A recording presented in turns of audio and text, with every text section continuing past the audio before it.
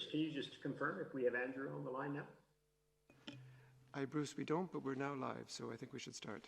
We'll get him. Okay, so good morning, good evening, and good afternoon, ladies and gentlemen. My name is Bruce Aylward. I am the coordinator of and lead the ACT Accelerator Hub, and I'll be your moderator for today's discussions. As you've seen from the lineup that was shared with you previously, we're going to have some introductory remarks from the Director General of WHO. We'll have comments from our special envoys for the ACT Accelerator, and then we will have specific comments from one of the leads for each of the 4 pillars that anchor and drive the work of the ACT Accelerator to drive and develop new solutions for COVID-19. Today's press briefing is being transmitted in 6 languages, so you should be able to see on the bottom of your Zoom channels there the interpretation box that will help you find the right language as needed. So with like that, I would like to hand over to the Director General of the World Health Organization, Dr. Tedros, for opening remarks. Thank you, Bruce. Good morning, good afternoon, and good evening.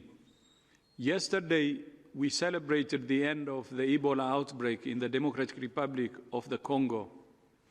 Many of the same public health measures that have been successful in stopping Ebola, like case finding, isolation, testing, contact tracing, and respectful care, are the same measures that countries are now deploying against COVID-19. But we have also had a tool in the fight against Ebola that we do not yet have for COVID-19, an effective vaccine. Without it, there is no doubt we would have had more cases and more deaths. It's clear that to bring COVID-19 under control and to save lives, we need effective vaccines, diagnostics, and therapeutics in unprecedented quantities and at unprecedented speed. And it's clear that because all people are at risk of COVID-19, all people should have access to all the tools to prevent, detect, and treat it, not only those who can afford to pay for them. 2 months ago, I joined President Emmanuel Macron, President Ursula von der Leyen, and Melinda Gates to launch the Access to COVID-19 Tools Accelerator, a global initiative between multiple partners to ensure equitable access to life-saving tools for COVID-19. Ahead of a major pledging event tomorrow, led by the European Commission and Global Citizen in support of the ACT Accelerator, I'm delighted to be here today to announce further details about how the ACT Accelerator is working and how we're ensuring that together and we live up to commitments we have made. The principles of equitable access is a simple thing to say, but a complicated thing to implement. It requires active collaboration between governments, industry, health organizations, civil society, and communities. Vaccines, diagnostics, and therapeutics are vital tools, but to be truly effective, they must be administered with another essential ingredient, which is solidarity. I thank you. Thank you very much, Dr. Tedros. With that, I would like to hand the floor over to Sir Andrew Whitty, who is a special envoy for the ACT Accelerator, and will provide an overview of how ACT is set up, how it's operating, and other details. Andrew? Bruce, thank you very much, and thank you everybody for joining today's important briefing. I won't take very long, but it's a great privilege to have the opportunity to help support this initiative and to work with the many scientists, physicians, and other experts in trying to accelerate the delivery of effective tools to deal with the COVID crisis. The ACT initiative is an unusual, almost unprecedented initiative in both its ambition, its scale, and the way in which we are trying to operate. ambition has to be huge. The world has never seen a challenge on the scale of the pandemic. You only have to see the heartbreak in so many families, in so many countries across the world, as the health burden, the personal burden of this disease becomes increasingly apparent. And you don't have to look very far down your own high street to see the impact on the economy. If you look at the IMF and the predictions this year for a decline of up to almost 5% in GDP globally, that's an unprecedented level of economic impact, really, in history. And we recognize, I think, everybody, that to deal with those challenges, the ambition needs to be as unprecedented as the challenge. The ACT structure is also unusual because what it aims to do is to bring together pre-existing organizations, highly competent, highly specialized organizations, many of whom you're going to hear from in the next few minutes, to work together without creating new bureaucracy or new structures that aren't necessary, but in a way where we coordinate together more than perhaps we would normally do. And so the ACT effort aims to mobilize, it aims to coordinate, and it aims to be transparent to ensure that each of the different teams who are working, and there are thousands of research teams across the world working on this mission, each of them have the best chance of being part of a much bigger, higher objective set of goals. Now, when we think about the goals of this, of course, we want to accelerate COVID tools, exactly in the title, but we also want to do that in a way which is equitable and which makes sure that we don't leave behind those countries and those populations, those people, those villages who may just not have the economic strength of the high income countries. So it's really important as a point of principle that we're looking for ways in which we can develop speed, urgency, excellence in terms of product development, and also do that with an eye right from the very beginning to try and ensure that we're delivering a global response and not simply a response for those fortunate enough to have high economic wealth today. That, of course, makes this an extremely challenging set of objectives, and it's a challenging process to be developing scientific innovation, to be accelerating, for example, clinical trials, to do things much more quickly than have ever been done before, and at the same time to think through policy development to ensure that if indeed we are successful, that each of those breakthroughs, which we hope to be able to help to stimulate, really can then be made available globally. There are 4 pillars within the ACT structure: vaccines, therapeutics, diagnostics, and health connectors. Really, in that last case, helping to think through the gaps that exist in many of the low middle income countries to really start to embrace how to deal with an epidemic or pandemic of this scale.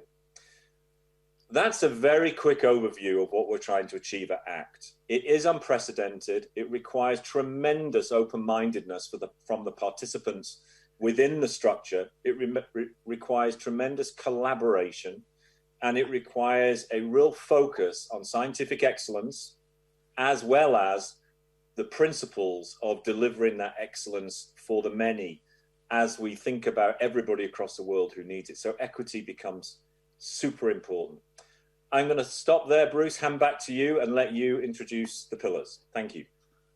Thank you very much, Andrew, for bringing the ACT Accelerator to life. And what we'll do now is go through each of the pillars in turn. We're going to go through diagnostics, the therapeutics, the vaccines, and then the health connector. We'll have one of the co-leaders of each one of those pillars provide you a sense of how they work, what they're aiming toward, and where they are in that work.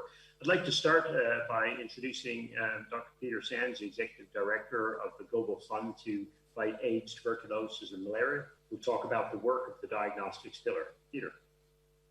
Thank you, Bruce. And first of all, I confess I'm not a doctor, but it's very nice of you to call me one.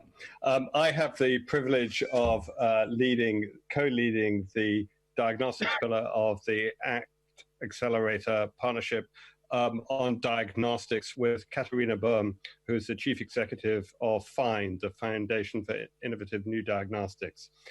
The partnership, like the other partnerships, combines a mix of international organizations, WHO, UNICEF, UNITAID, and so on, regional organizations, the Africa CDC, for example, civil society, industry, And these people have come together as a partnership and have identified 4 key areas on which we need to make rapid progress if we are to accelerate the development and production of new diagnostic tools and achieve equitable access. The first of these is a work stream on R&D of tests and digital tools, and the objective there is to accelerate development of high-performing, affordable, rapid diagnostic tools and create robust digital data and analytics solutions. The second work stream is on market readiness, and the objective there is to prepare markets to accelerate implementation through regulatory support, market shaping, and manufacturing scale-up.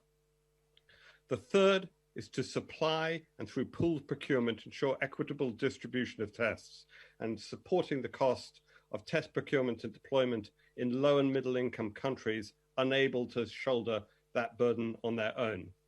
And then the fourth work stream is on country preparedness, strengthen health systems and particularly to build country laboratory and testing capacity and preparedness to ensure that they can rapidly and effectively implement tests. This pillar is up and running. The members of the ACTA Diagnostics pillar through the Diagnostics Consortium are procuring and supplying several million COVID-19 tests to low and middle income countries every month and are already engaged with country partners on strengthening laboratory capacity. However, we need to do much more. The overall need for the pillar is $6 billion for the next 12 months. And that is a combination of extra money we need to accelerate the R&D and market preparedness and the money to help low and middle income countries procure and deploy this. Of that, $2 billion is kind of needed right now. And to underscore the urgency, for many low and middle income countries, lockdowns are not sustainable. Households don't have the wherewithal to continue without working. Countries, governments don't have the ability to compensate for lost income. Coupled with that, the clinical care facilities are extremely limited. Many African countries, for example, have very, very limited ICU capacity. So the real strategy towards containing the epidemic is through testing, tracing, isolation. And the starting point for that is very rapid rollout of very large numbers of tests. The partnership has some very specific targets. We want to ensure the acceleration of high-performing antigen RDTs and point-of-care molecular tests. We want to accelerate regionalized production, including in low and middle-income countries. We want to help see the development of a non-proprietary test result reader and interoperability. Ultimately, we want to see at least 500 million tests delivered in low and middle-income countries over the next 12 months. And we need at least 10,000 healthcare workers trained to help in that delivery. That, therefore, is what the diagnostics pillar is doing. Thank you, Bruce. Thank you very much, Peter. Thank you, Dr. Peter, for that overview. With that, we'd like to move to our next pillar, which is the therapeutics pillar. And ladies and gentlemen, as you'll appreciate, the work across all of these pillars is highly interrelated, and together they create the package that is essential to controlling this disease and reducing the risk of it ongoing as rapidly as possible. And to speak to the therapeutics pillar, I'm delighted to introduce Dr. Philippe Duneton, who is the Executive Director of Unit A and one of the co-leads of that pillar. Philippe.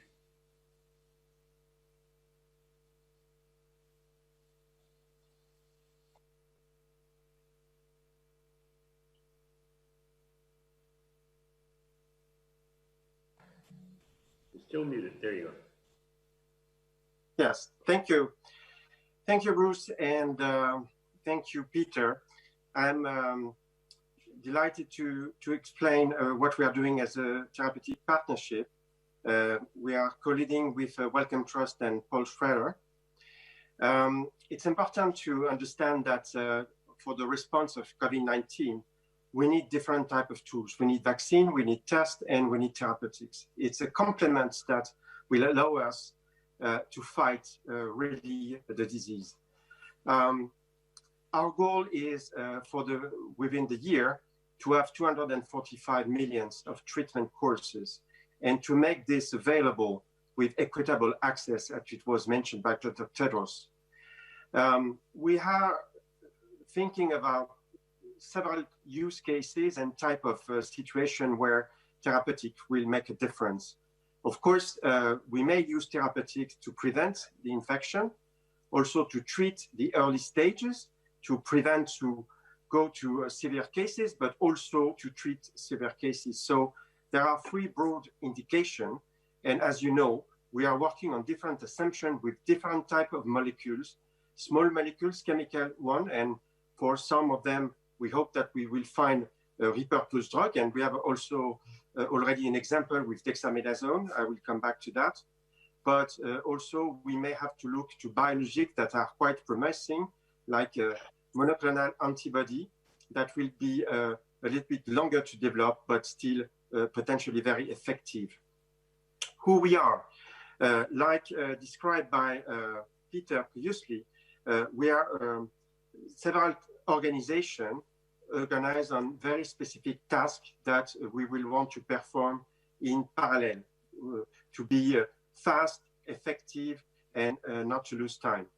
So we have the Wellcome Trust and the Bill and Melinda Gates Foundation that have set, in fact, an accelerator for therapeutics before the creation of ACT.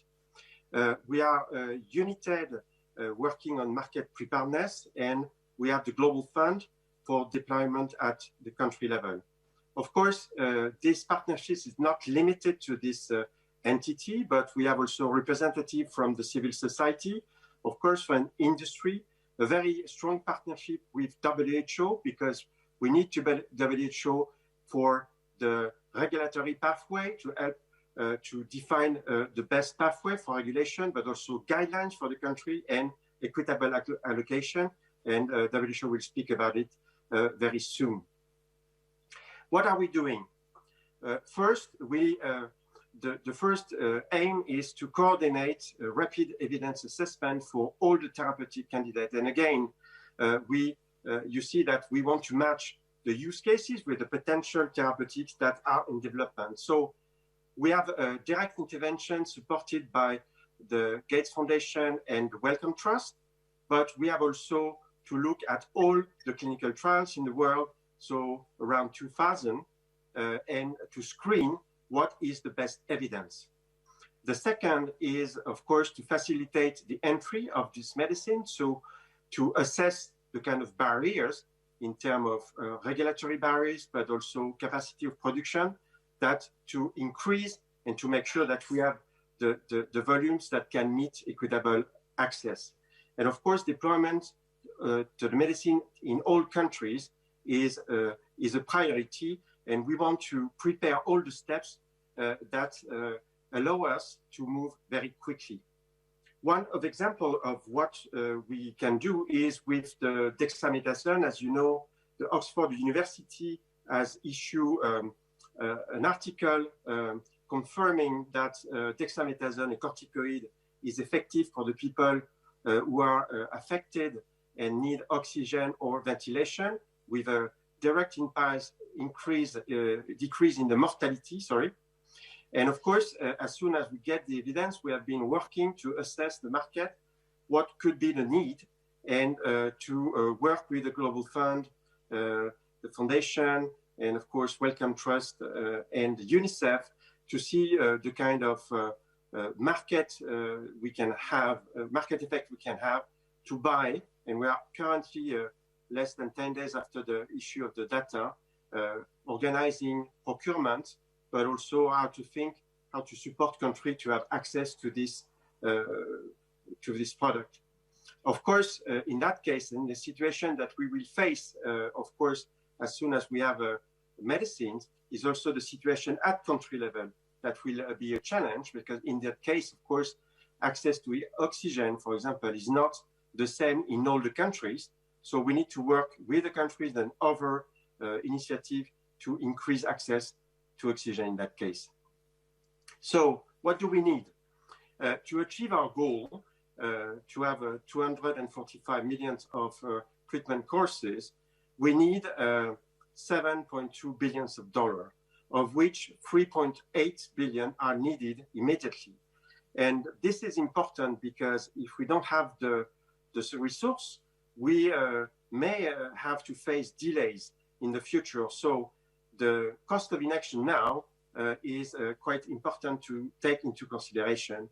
In fact, we need to have 1 billion now to complete the R&D. We need around 0.4 to market preparedness and 2.5 to deployment, because of course we need to anticipate the need in terms of procurement and start to work on the way we will support countries to have access to the drug when and as soon as we get evidence that we can push therapeutics in the way. Thanks for you, and over to you. Thank you very much, Philippe. And I just remind our journalist colleagues, there's a lot of numbers being shared with you in terms of the needs, and this was quite intentional in advance of the really important events being produced and hosted by the European Commission and the Global Citizen tomorrow in support of the battle against COVID-19 and the development of new tools. But recognizing the bewildering number of numbers, we are also going to post a consolidated investment case on our website, so you'll be able to very easily find the numbers relevant to each one of the different pillars and the investments needed for them to be successful as quickly as possible.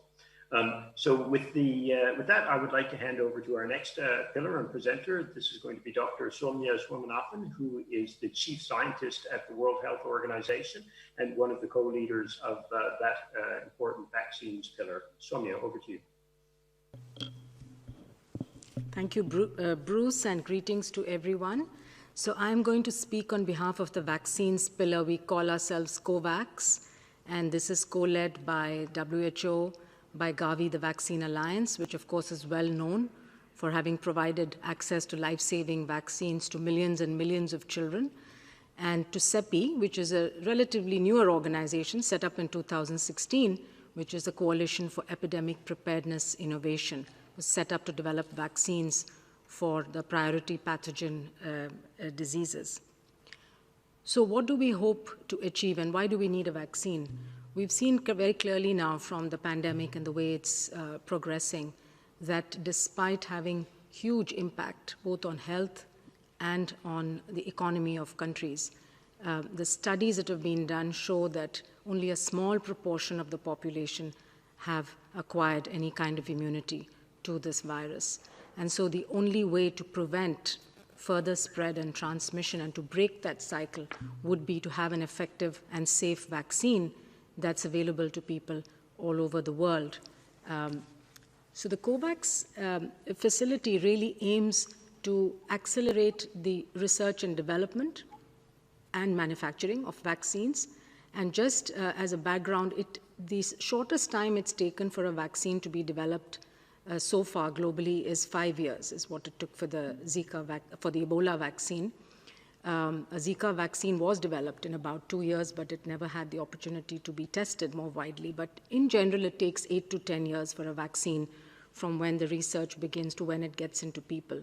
We want to shorten that timeline to as short as possible. We're aiming for 12, maximum of 18 months, and that would be unprecedented and can only happen through a global collaboration between scientists, academics, small companies, larger companies, the big pharma industry, as well as member states, philanthropies, private and public sector, civil society, to make sure that we put in place everything that's needed to be able to test as many vaccine candidates as possible. And the good news is we have over 200 candidates at some stage of clinical development. About 15 of them are actually now in human clinical trials.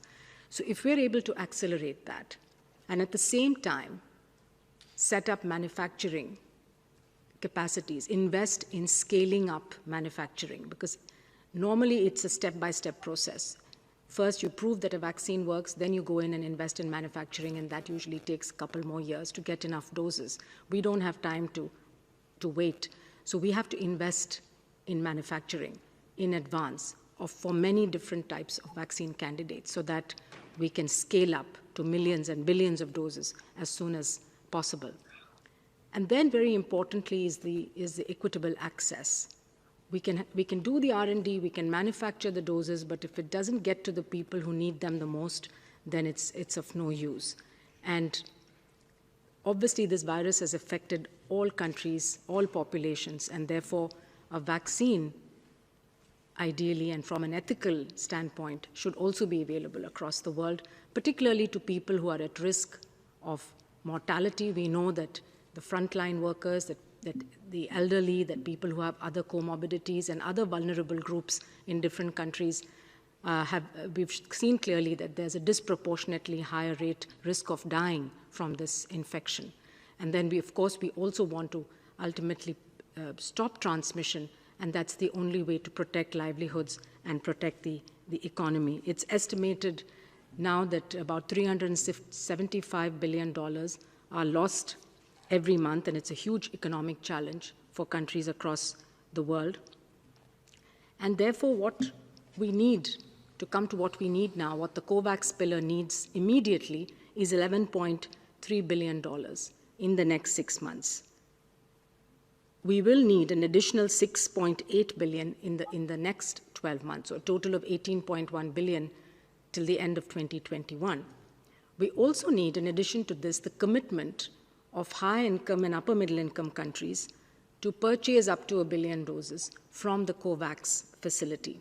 And the COVAX facility is being set up by Gavi with the partners as a means to both pool the risk for countries who are investing in vaccines and also pool demand so that manufacturers have an advance commitment. They know how many doses the facility will buy from them, and therefore there's an incentive to produce that.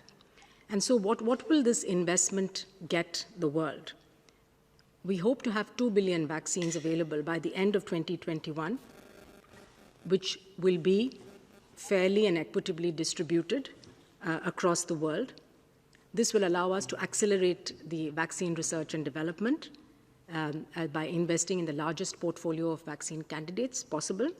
It will accelerate vaccine production through global at-risk manufacturing and procurement pooling, and it will accelerate equitable access to vaccines through fair allocation and through large-scale immunization programs.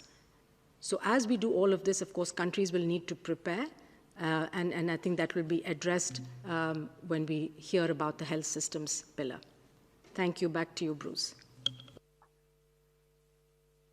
Thank you very much, Soumya. With that, I would like to move to our next presenter and the final pillar of the ACT architecture. It's actually a cross-cutting structure, our health systems connector.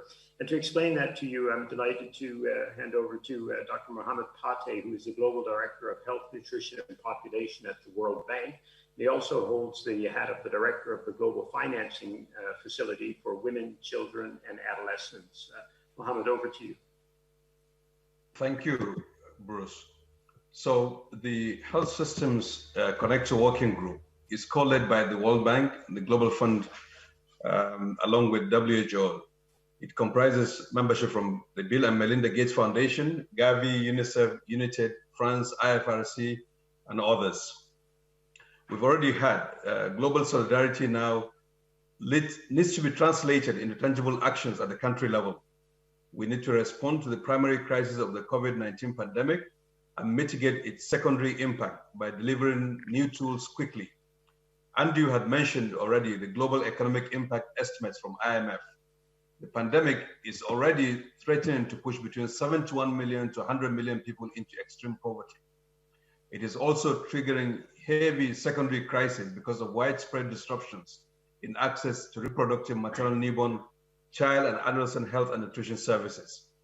Therefore, more and better investments are necessary now to create stronger, more resilient health systems to save lives and prevent reversals in the recent progress in improving population health outcomes all over the world, ensuring that everyone, everywhere can access safe, quality and affordable healthcare.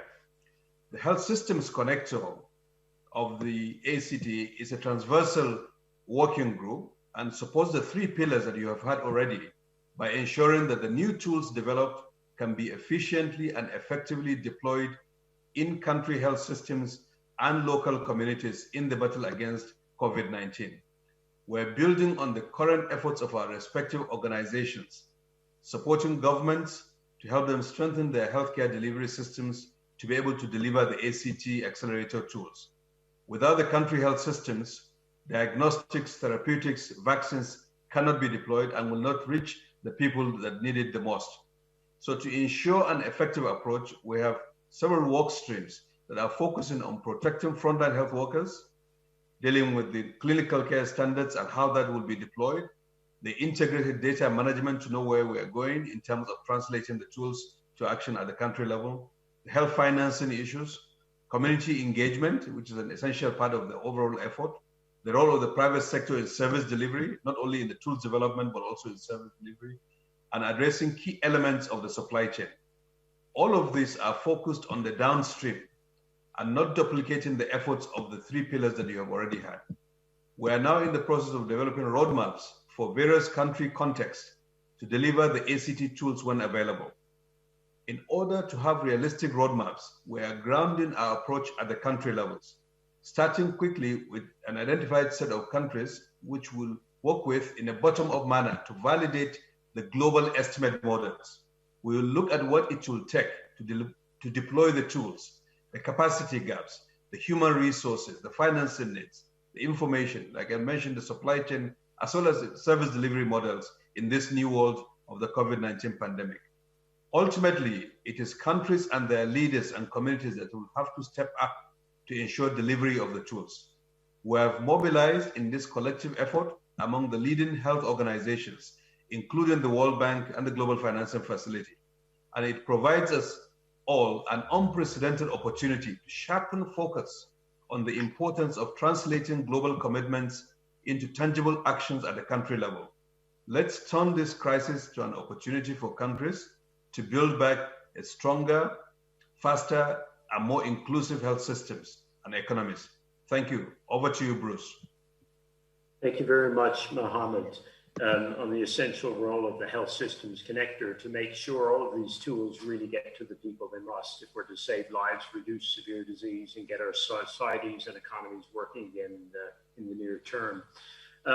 Ladies and gentlemen, and to our journalist colleagues, one of the things you heard repeatedly about ACT and about the establishment of ACT is that fundamental goal, not only of developing tools, but making sure that they get used in a fair and equitable manner across the globe, across populations in this fight against COVID-19.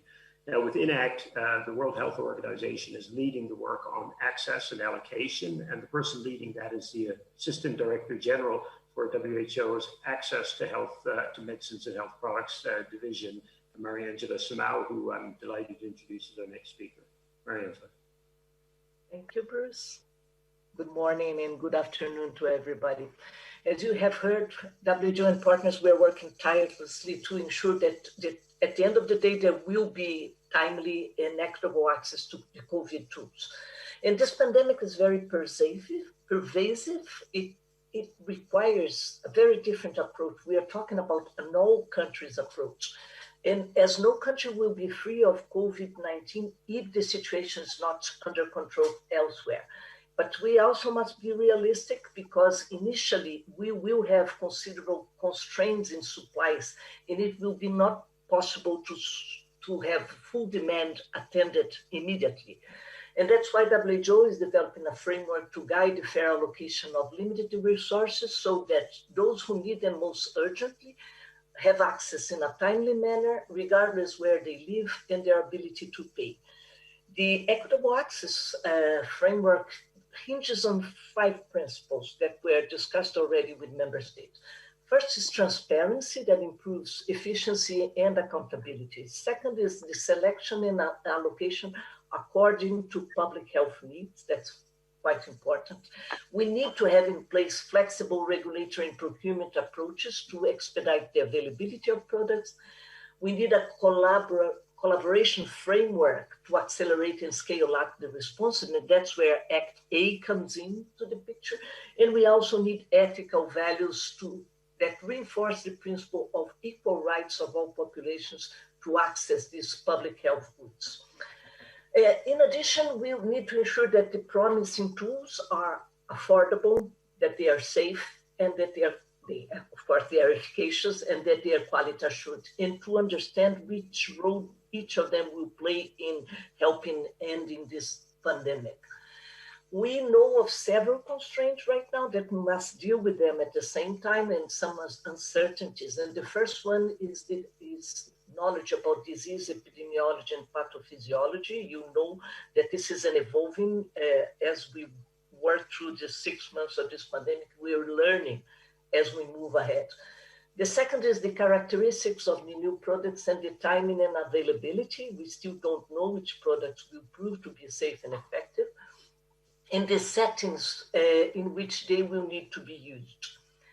Given the supply constraints that we envisage, WHO is working with member states and partners to develop what we're calling a sequential allocation model to achieve the best possible public health impact.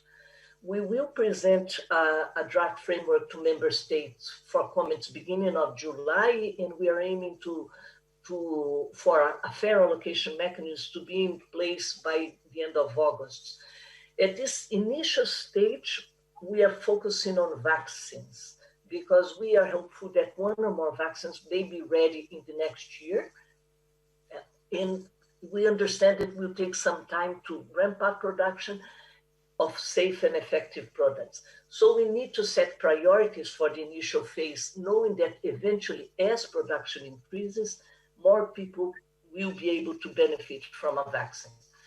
A lot will of course depend on the characteristics of a successful product. And by that we mean which population group it will protect, we don't know yet, what we call the immunogenicity, the safety profile of the vaccine, the cold chain requirements, etc.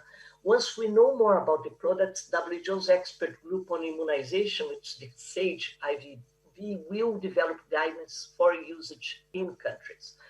Meanwhile, we are using a working assumption to develop the framework that sets an initial goal, a public health goal of reducing mortality, protecting health systems, and ultimately improving the well-being of population and reducing the impact on society and economy. For now, what we know is the global data is showing that adults over 65 and those people who have comorbidities are at a high risk of dying from COVID-19. And together with healthcare workers who are at the front line in the fight against COVID, these groups represent less than 20% of the global population. So prioritizing these groups for an initial allocation of vaccines could have an enormous impact in the course of the pandemic. We will also take into consideration the country's vulnerability and threat from COVID. We will assess both based on epidemiological data and other agreed metrics, and allocation will be adapted to country health systems and population factors. But it's important to highlight that limitations in country health systems capacity will not limit allocation and deployment of the COVID product. WHO and partners will provide support to offset any weakness in country supply system to ensure appropriate and timely use of these products. Because we had experiences in the past where countries with weaker supply chains at country level had a delayed introduction of vaccines. We want to offset that from the beginning. This work on vaccines, like was described by Dr. Sumia, is being developed in collaboration with Gavi and CEPI. And this is very important because equitable access and a fair allocation of vaccines across countries and population groups at high risk ultimately depends on having safe and effective products available. So we need to combine our efforts to achieve this. This framework will be tested and adjusted. We're saying that it has to be adaptive as we move forward in consultation with experts and countries, but our driving ambition remains the same: to end the pandemic, to protect all people, especially the most vulnerable or at risk, and help societies get back to normal as fast as possible. Thank you very much, Bruce. Thank you very much, Mariangela, for bringing this such fundamental aspect of the work of ACT alive for our journalist colleagues on the line. With that, ladies and gentlemen, we've come almost to the end of our speakers, but I'm delighted to introduce Dr. Ngozi Okonjo-Iweala, who is our other special envoy for the ACT Accelerator, to provide some closing comments before we take a few questions to try and clarify outstanding issues.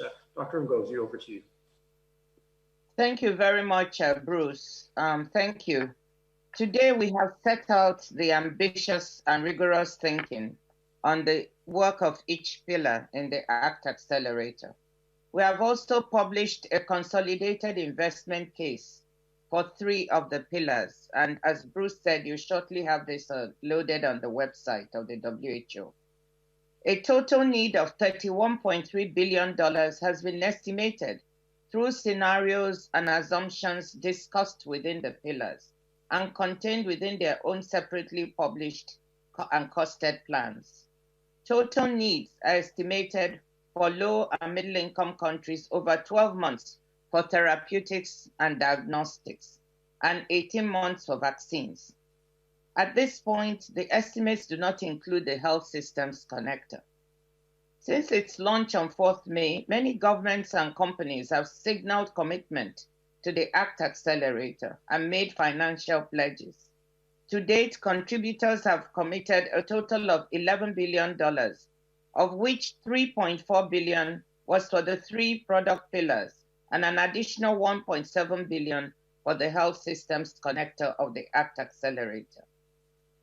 Building on that progress, the diagnostic, therapeutic, and vaccine pillars of the ACT Accelerator will need an additional $27.9 billion, including $13.7 billion to cover urgent needs.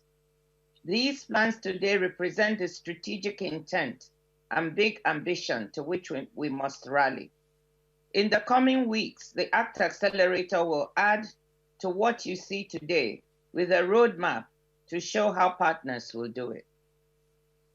I want to reiterate the point that Andrew Whitty made at the start of this meeting, that this is an investment worth making more than any other we can think of.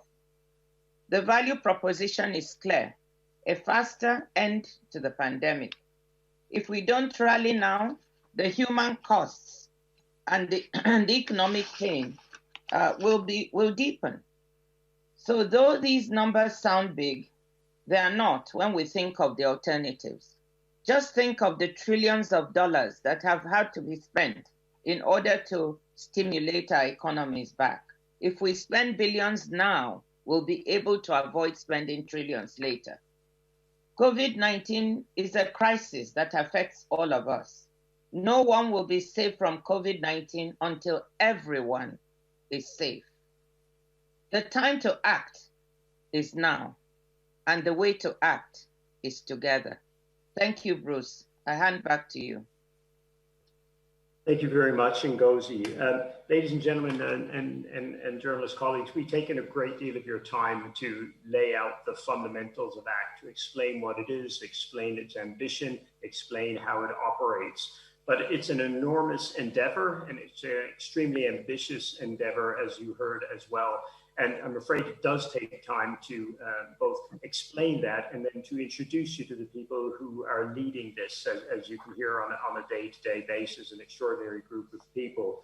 So I'd like to thank all of them for participating and for presenting. I'd like to thank you for your patience as we walked you through the ACT Accelerator. And I do hope that this will be the first of a number of events over the coming months as we try to keep you abreast of this important work, because quite frankly, ladies and gentlemen, the ACT Accelerator must be successful. The stakes are extremely high. The last thing I would like to do is just remind you again, part of the reason for today's briefing was both to provide you the update where we are and the needs of the ACT Accelerator, but also to do this in advance of the extraordinary events that will be held tomorrow, hosted by the European Commission and by Global Citizen in the fight to end COVID-19. So there will be the summit that will be hosted by the President of the European Commission, will be streamed live from, I believe it's 3 p.m. Central European time tomorrow. And then we have the remarkable concert that will be hosted by Dwayne Johnson and put together by the Global Citizen, which will start at 8 p.m. Central European time tomorrow evening. All the details, all the time zones are on a fabulous site that Global Citizen has put together for those of you looking for those details. With that, I'd like to thank you all again for listening, and we do have time for some questions and can carry on as needed. I will now hand over to the World Health Organization's media person, Ms. Fadela Shaib, who will moderate the questions. Fadela. Thank you, Bruce. Good afternoon, and thank you, journalists, for your patience.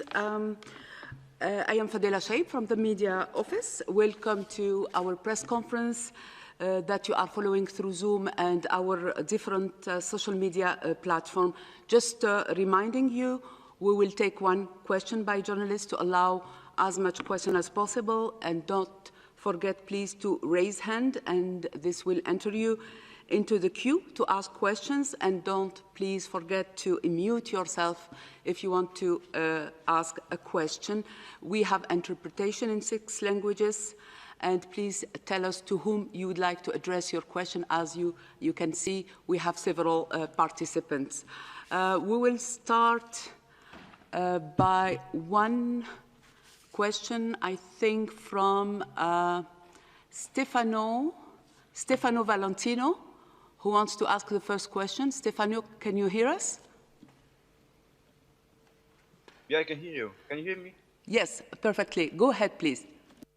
Okay, thank you for letting me ask the question. So I also sent the question by the chat, but I can repeat, of course. So I really appreciate all the speeches, and I would like to ask the question to the expert which deals with the pillar on vaccines. Sorry, I don't really remember the name. Sorry for that. So as far as I understand, there is not an agreement yet concerning the legal terms to collect patent rights and ensure that that vaccines produced by pharmaceutical companies, they can be licensed to subcontractors or manufacturers. And most of the vaccines, by the way, they are developed by big pharmaceutical companies, which hold patent rights, especially distribution license rights. So how you will make sure that all these large producers, which normally produce vaccines for profits, they will basically provide affordable vaccine, accept waivers on their exclusive rights, so that their vaccine can be distributed everywhere at accessible prices. And by the way, as far as I understood, most of these pharmaceutical companies, they are not even members of the accelerator, and they didn't take part to the launch event in June. So, I mean, how you can deal with this with that? Thank you, Stefano. Dr. Swaminathan? Yes, it's a very good question, because there are usual practices in drug and vaccine development, but that's exactly what we're trying to change now through the COVAX. And when I said collaboration, it's a collaboration not just the public sector, but very much the private sector. The International Federation for Pharmaceutical Manufacturers Association, the IFPMA, as well as the DCVMN, which is the Developing Country Vaccine Manufacturers Network, have been involved closely right from the beginning in the discussions, and they also sit on the CCM, which is the COVAX Management Committee. There has been tremendous commitment from the private sector, because they see this also as their corporate social responsibility. And I think that this concept of a vaccine for COVID as a public good is very much being embraced by everyone. So I think we've had really very constructive engagement and discussions. And the fact that most of the manufacturers are now in discussions with the vaccine pillar, with CEPI, with Gavi, and ourselves, and we have this dialogue constantly about what we can do to support them in advancing the research and development. We've seen tremendous collaboration in terms of companies coming together to share their scientific knowledge, to share resources like adjuvants. So companies which are traditionally rivals have actually agreed to share their resources to produce a successful vaccine. So I think we're seeing a lot of goodwill, and more than goodwill, it's a lot of practical steps really that are happening. And as we go through now, and we make these advance market commitments, the other thing is to make sure that the manufacturing for vaccines is also spread out around the world, because that actually helps in decentralizing production and making also access easier to populations. So vaccine manufacturers are also tying up with companies which have the capacity to manufacture large volumes in Asia, in Africa, so that the maximum number of doses can be produced. So I'm very hopeful and optimistic that this is going to be an unprecedented kind of a collaboration, which will lead to a vaccine in record time, or more than one vaccine, hopefully. And that also it sets a model for the future on how we look at product development for diseases which are essentially a public good. And as the Director General says very often, people's health is really everybody's business and concern, and you cannot have economic development without addressing health issues. And so this is very fundamental. I don't know if anyone else wants to add to that.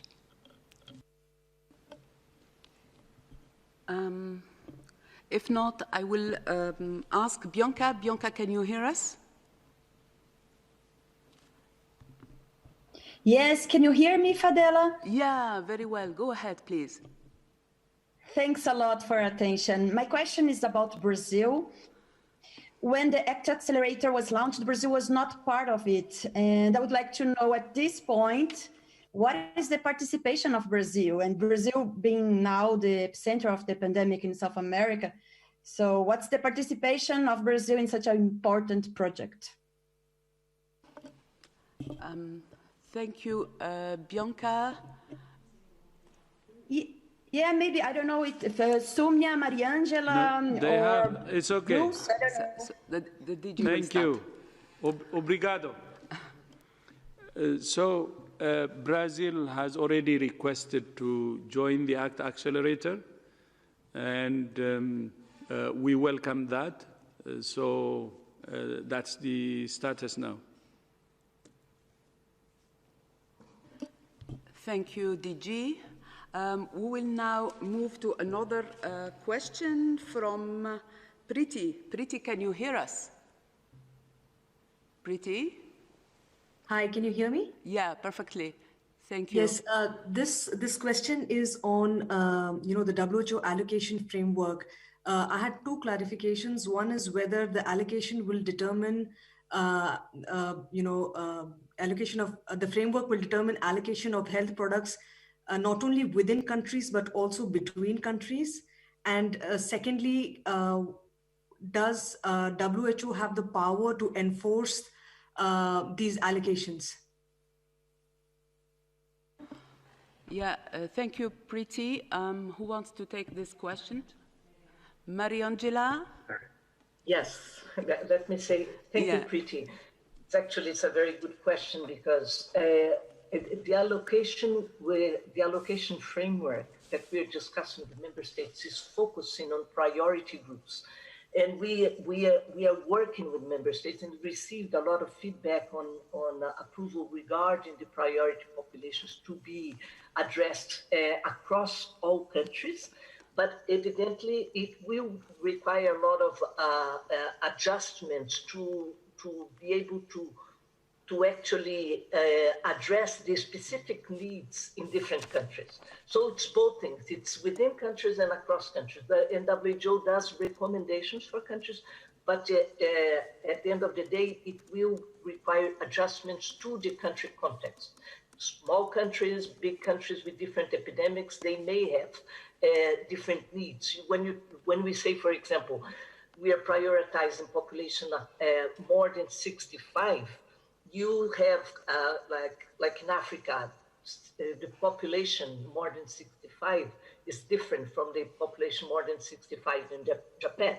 So the framework will try to be very adaptive to allow for the different epidemiological context in each country and which are the groups that are being more affected.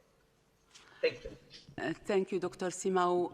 Do we have other participants who want to add something? If not, we will go to the next question from Natasha, the economist. Go ahead, Natasha. Hi.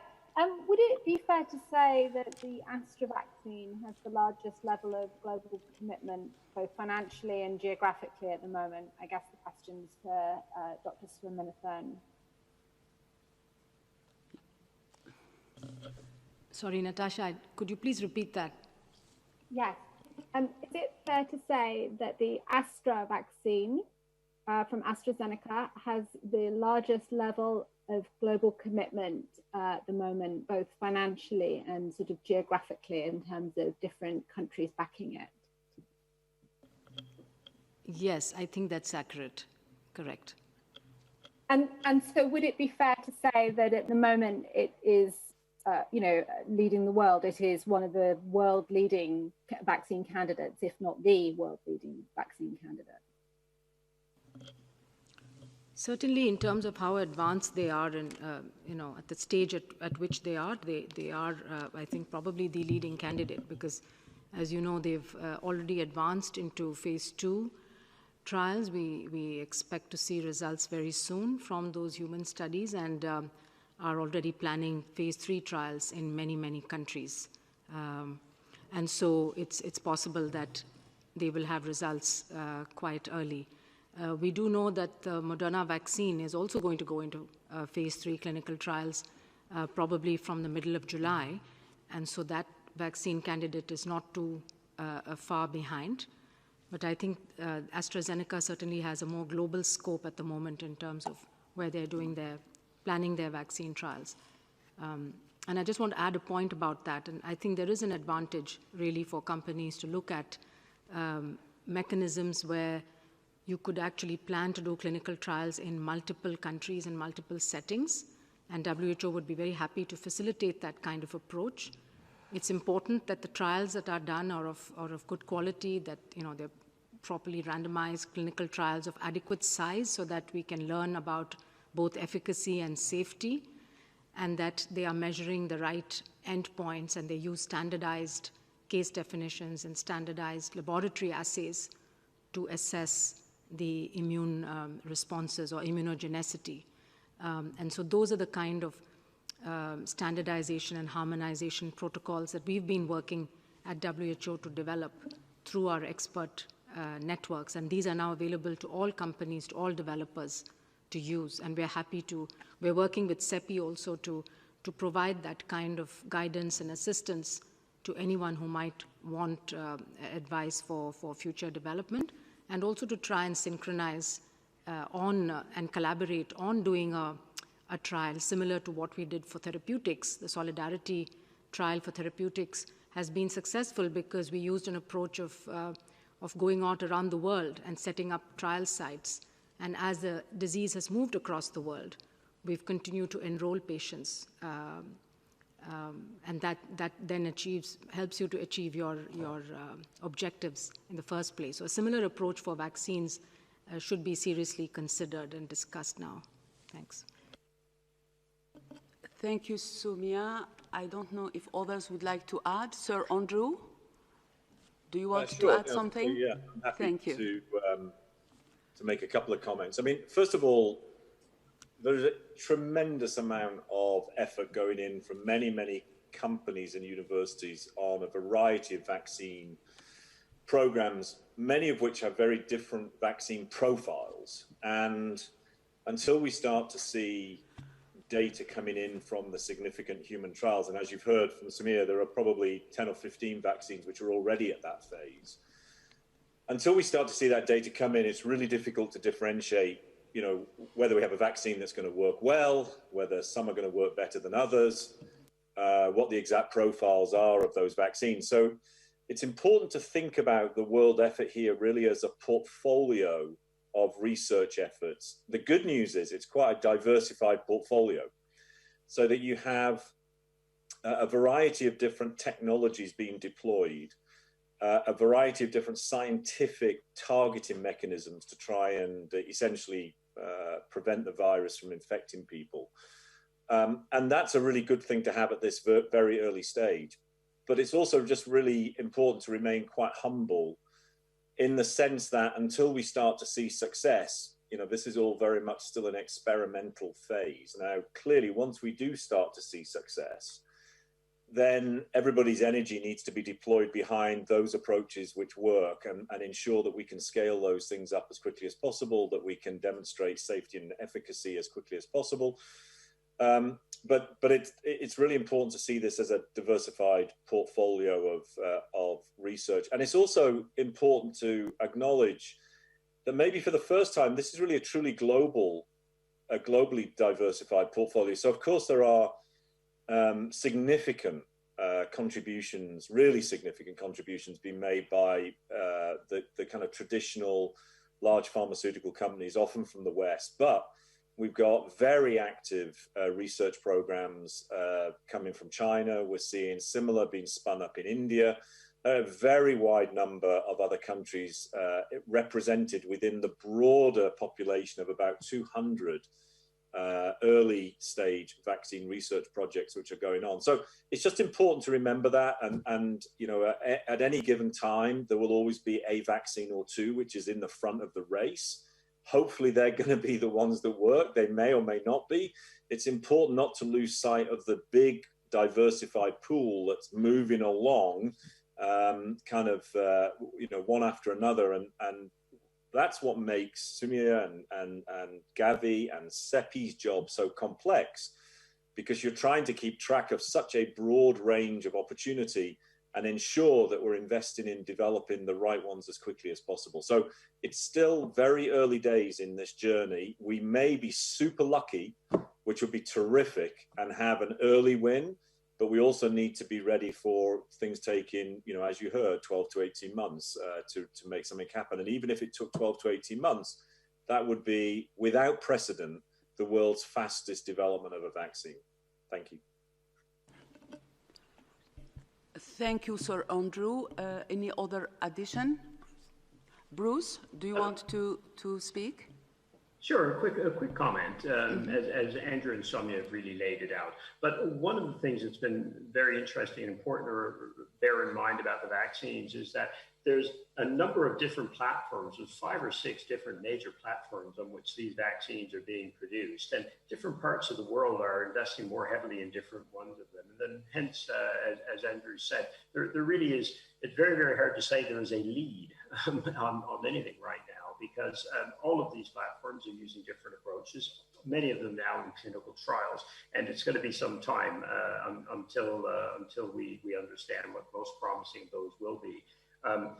The other thing we need to be careful about is just because we know what is sometimes announced publicly about who's making contracts with whom, there may be lots of others that we're not aware of always in real time and aren't as public. So I think we want to be quite cautious in picking any front runners at this point. Lots of positive things happening out there. Thank you, Bruce.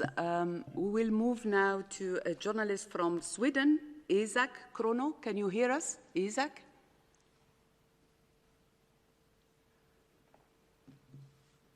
Isaac, can you unmute yourself, please?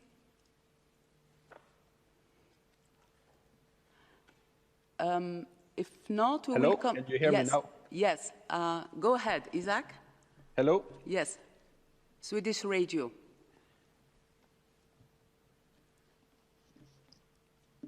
Can you unmute yourself? Hello? Yes, we can hear you. Go ahead, please. Can you hear me? Perfectly. I think there is a kind of problem. We will try to come back to you, Isaac. Now we will go to Gabriela Sotomayor. Gabriela? Hello, can you hear me now? Gabriela, and then we come back to Isaac. ¿Me escuchan? Yes. Hola, ¿qué tal? Mucho gusto en verlos, Bruce.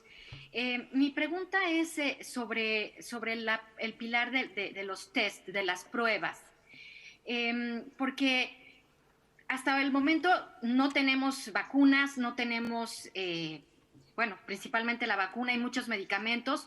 Lo que es seguro es que están los tests. Eso sí es seguro, con eso sí contamos. Entonces, mi pregunta es, ¿Qué es lo ideal para la Organización de la Salud de hacer las pruebas de laboratorio? ¿Cuál es el patrón que se tiene que seguir? Y si debería de ser, pues, no sé si obligatorio, claro que no les gusta esta palabra, pero ¿qué pasa si un país hace muchas pruebas y otro país no hace pruebas? Hay mucho peligro, pues, para los ciudadanos, pero también, pues, para los demás. Entonces, ¿qué es lo ideal para la Organización Mundial de la Salud con respecto a las pruebas? No sé si por cada 1000 habitantes o cómo llegarlo para poder ir a la apertura de una manera segura.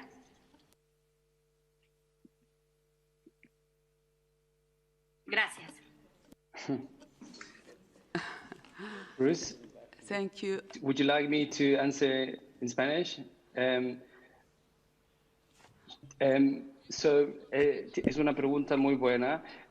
Ahora, la prueba que la Organización Mundial de la Salud recomienda a todos sigue siendo basada en detectar el virus en forma molecular usando PCR. También sabemos que hay un development de Target Product Profiles para muestras rápidas que puedan detectar el antígeno o anticuerpo al COVID. Y el número, la alocación de estas pruebas moleculares o rápidas es también parte de un trabajo que la OMS está al líder en una cosa que se llama The Consortium for Diagnostics. Y el número depende mucho de la habilidad de poder adquirir la producción de estas pruebas. Y vería, como María Ángela explicó, en cuanto a la necesidad de cada país y en qué punto están de su epidemia. Okay, this question was answered from a participant from FIND. His name is Sergio Carnova. We will send his name later on. We will go now for a last question. I think I will ask Jon Cohen from Science to ask the last question. Thank you. Jon, can you hear us? I can hear you. Can you hear me? Yes, perfectly. Go ahead, please. So you mentioned the Chinese vaccine companies, and there was an announcement that this week that Sinopharm has made an agreement to start phase 3 trials in UAE. So I think you're quite right to be very careful about saying who's ahead of anyone else. But I think there's a dearth of information about the Chinese vaccine efforts, and I'm wondering how connected you are to their efforts. And they have another phase 3 trial that they're projecting to do in Brazil. Can you tell us anything about the phase 3 trials that China is planning to do and whether you're connected to those? I think that Sir Andrew would like to intervene here. Or Dr. Swaminathan can start. Well, so maybe Sumia, you should start, and then I'll add. I'll be happy to add. Okay, Sumia first. Yes, thank you, John. We have been in discussion with the Chinese companies, and as you know, there are at least 4 of them that are ready for scaling into going from phase 2 to phase 3 trials. A couple of them are a whole virus inactivated vaccines, and then there's also a subunit protein vaccine candidate.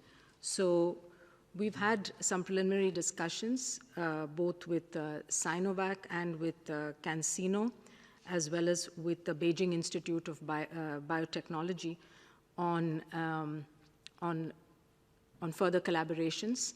And we're in the process, actually, of exchanging documents, of signing confidentiality agreements with them so that we can review their dossiers and both provide advice and support and also try to facilitate the conduct of clinical trials, particularly with respect to the points I made earlier, to make sure that the trials are conducted in the right settings with the right size, the right endpoints, making sure that the lab assays are standardized and harmonized. And a lot of work is now being done with CEPI, also on the enabling sciences, to ensure that the support to companies could be provided, especially when it's a question of supply of standards for the neutralizing antibody assays and so on. So we are in discussion with multiple Chinese manufacturers. We've also had in-depth discussion with some of the Indian vaccine development efforts. Those are a little bit behind the Chinese, but there's some very good efforts going on, and we're looking forward to working with those companies as well. So I think as far as the Indian companies are concerned, they're of course involved also in manufacturing because they have capacity for large-scale manufacturing, but there are also a lot of innovative vaccine development programs going on that we will look at. And similarly for other countries as well, we are aware of efforts in Brazil and Nigeria. We are open to discussion with scientists from different countries who are engaged in these efforts, and also with pharmaceutical companies. Thank you, Soumya. Maybe Andrew wants to add. Yeah, so Andrew?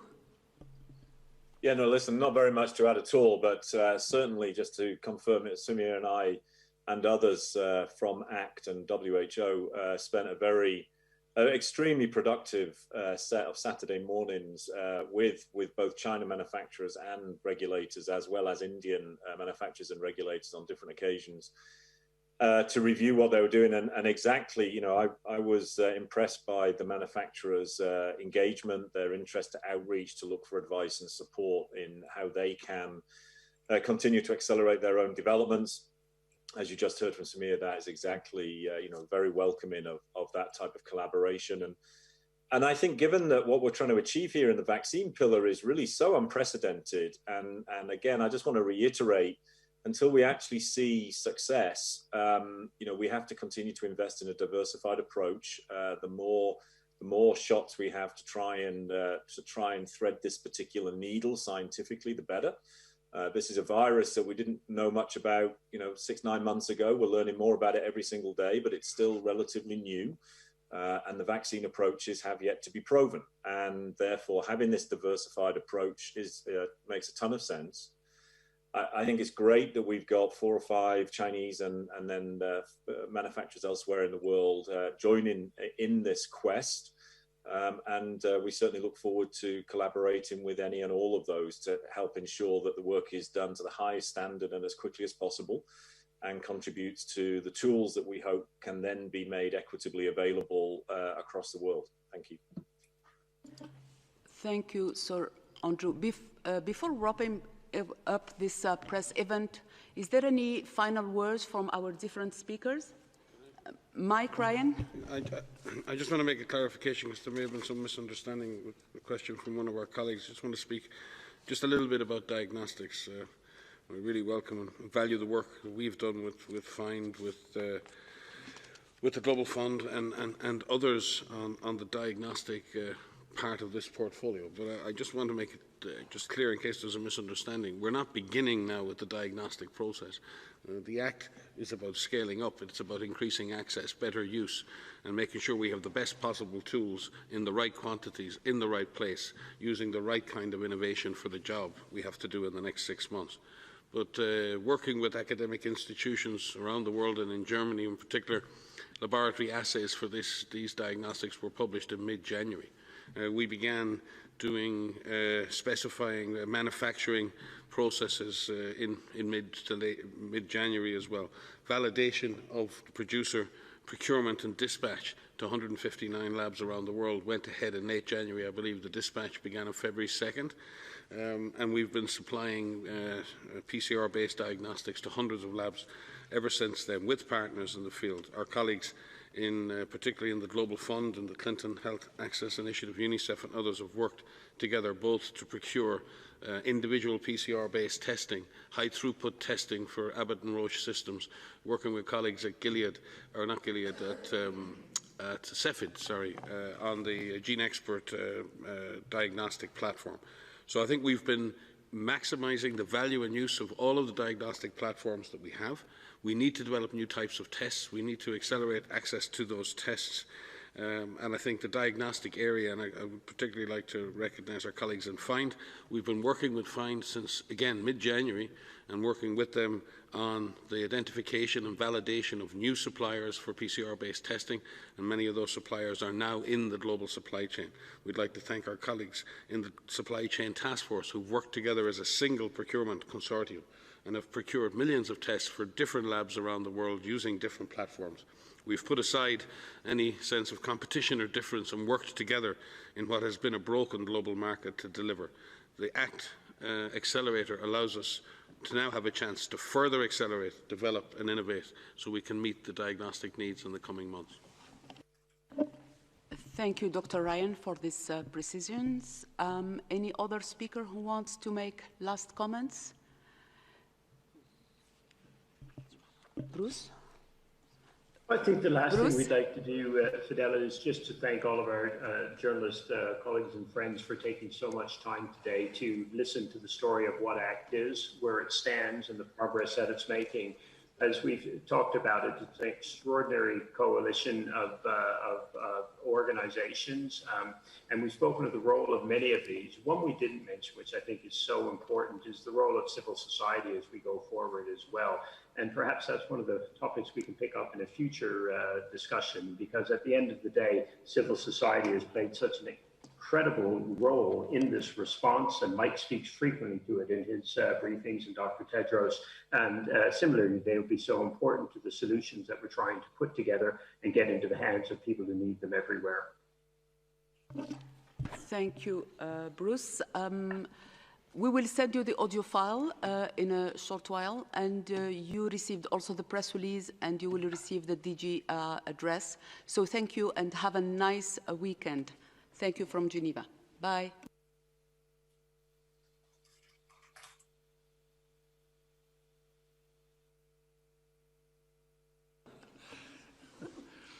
Okay, thank you, Fadila. Shukran jazilan. And bon weekend. Thank you. And see you on Monday.